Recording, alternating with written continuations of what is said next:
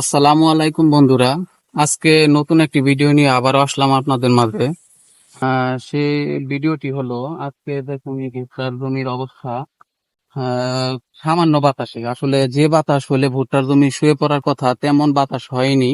তো সামান্য বাতাসে এই ভুট্টার জমির অবস্থাটা দেখেন। ভুট্টার জমির গাছ, সম্পূর্ণ গাছ শুয়ে পড়ছে।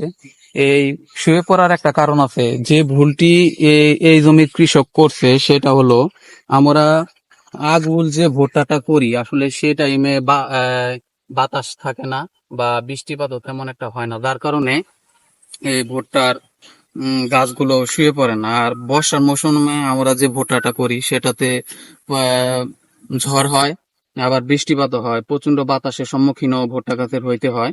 যার কারণে এই ভুট্টা গাছের গুড়িতে এই কৃষক যদি মাটি তুলে দিত, মাঝখান দিয়ে ড্রেন করে দুই পাশের ভুট্টা গাছে যদি কেলগুলোতে যদি মাটি, এই গাছের গুঁড়াতে যদি মাটি তুলে দিত, তাহলে এই গাছগুলো এই অল্প বাতাসে শুয়ে পড়তো না।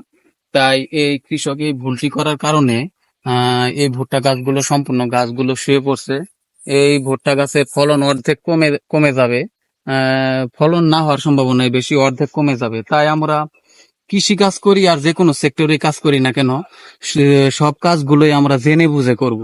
না বুঝে কোনো কাজ করতে গেলে সে কাজে আমরা ক্ষতিগ্রস্ত সম্মুখীন হব। তাই আমার ফেসবুক সকল বন্ধুদেরকে বলবো, আপনারা যে কোনো সেক্টরে, যে সেক্টরে কাজ করেন না কেন, জেনে বুঝে কাজ করবেন, তাহলে ক্ষতির সম্মুখীন হবেন না। সবাইকে এই ভিডিওটি দেখার জন্য অসংখ্য ধন্যবাদ, এবং পরবর্তী ভিডিওর যেন অনুপ্রেরণা পায় সেই জন্য আমার ভিডিওটিতে সবাই লাইক, কমেন্ট এবং শেয়ার করবেন। সবাইকে অসংখ্য ধন্যবাদ। আসসালামু আলাইকুম।